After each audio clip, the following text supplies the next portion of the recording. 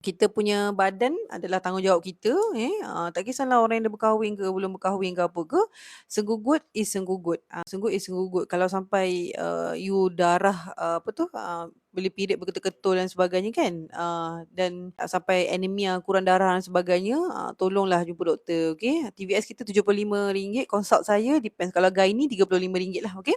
Alright, so tiup peranakan kalau tersumbat tak ada symptoms lah. Tiup peranakan kalau tersumbat tak ada symptoms.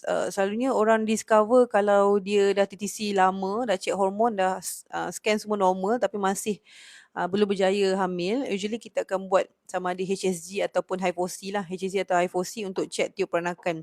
Sebab tiup peranakan ni fungsi dia satu saja. Allah bagi tiup peranakan ni satu saja fungsi dia untuk persenyawaan. So dia tersumbat ke tak tersumbat ke selalunya tak ada symptoms. Kita hanya dapat tahu bila dia susah nak lekat, susah nak hamil, and kita boleh buat HSG atau HIFOC, rupanya ada tube block macam tu, okay?